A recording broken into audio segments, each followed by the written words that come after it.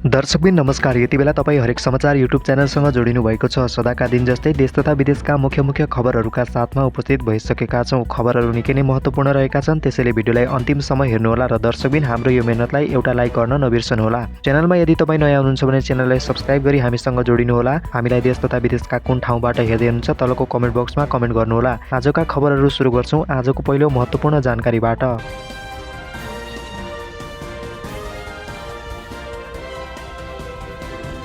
नेपाली काङ्ग्रेसले प्रधानमन्त्री बालेन शाहको स्वास्थ्य परीक्षण गर्न माग गरेको छ। सरकारको नीति तथा कार्यक्रम प्रस्तुत भइरहेका बेला प्रधानमन्त्री संसद बैठकको बिचैबाट बाहिरिएको घटनालाई काङ्ग्रेसले अमर्यादित र दुर्भाग्यपूर्ण भन्दै आपत्ति जनाएको छ। काङ्ग्रेस संसदीय दलका नेता भीष्मराज आङदेम्बेले प्रधानमन्त्रीको मन स्थिर र शान्त नदेखिएको भन्दै उनको स्वास्थ्य परीक्षण गरी संसदलाई जानकारी दिन आग्रह गरेका छन्।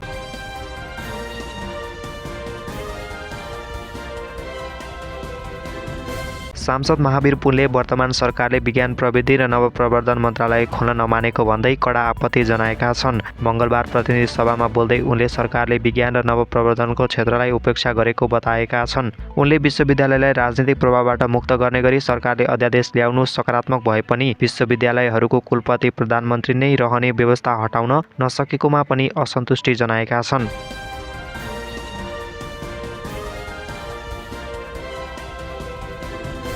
काठमाडौँ उपत्यका ट्राफिक प्रहरीले पछिल्लो 24 घण्टामा ट्राफिक नियम उल्लङ्घन गर्ने 2212 जना सवारी चालकलाई कारबाही गरेको छ।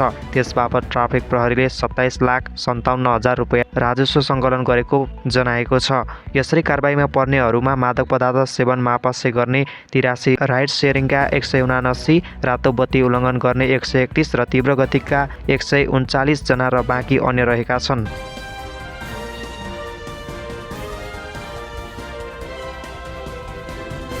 2083 को शैक्षिक सत्रदेखि देशभरका विद्यालयमा शनिबार र आइतबार गरी हप्तामा 2 दिन सार्वजनिक बिदा लागू हुने भएको छ। शिक्षा मन्त्रालय अन्तर्गतको शिक्षा तथा मानव स्रोत विकासले परिपत्र जारी गर्दै नयाँ व्यवस्था कार्यान्वयन गर्न निर्देशन दिएको हो। नयाँ नियमअनुसार विद्यालयको हिउँदे तथा बर्खे बिदा 45 दिनबाट घटाएर 30 दिनमा सीमित गरिनेछ भने सोमबारदेखि शुक्रबारसम्म पुरा समय पठन पाठन सञ्चालन गर्नुपर्नेछ।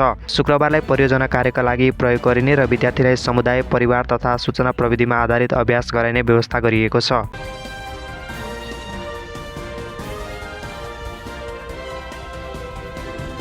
श्रम, रोजगार तथा सामाजिक सुरक्षा मन्त्री रामजी यादवले हलुका सवारी चालक पदमा नियुक्त गरेका मुस्तकिम मिया अपहरण, शरीर बन्धक तथा अपमानजनक व्यवहार आरोपमा पक्राउ परेका छन्। सप्तरीको महादेवा गाउँपालिका 1 घर भई हाल राजविराज 3 बस्दै आएका 27 वर्षीय मियालाई प्रहरीले राजविराज 8बाट नियन्त्रणमा लिएको हो। प्रहरीका अनुसार एक व्यक्तिले दिएको किटानी जाहेरीमा मियाले एकान्त स्थानमा बन्धक बनाई कुटपिट गरेको, डर त्रास देखाएको तथा कपडा खोल्न लगाएर भिडियो खिचेको आरोप लगाइएको छ। उक्त भिडियो सामाजिक सञ्जालमा भाइरल भएपछि घटनाले व्यापक चर्चा पाएको थियो। सप्तरी प्रहरीले जिल्ला अदालतबाट 7 दिनको म्याद लिएर अनुसन्धान अगाडि बढाएको छ। मन्त्री यादवले उनलाई 2082 चैत 27 गते चालक पदमा नियुक्त गरेका थिए। मियाले आफूलाई जेनजी आन्दोलनको अगुवा बताउँदै विभिन्न गतिविधिमा सक्रिय रहेको पनि खुलेको छ।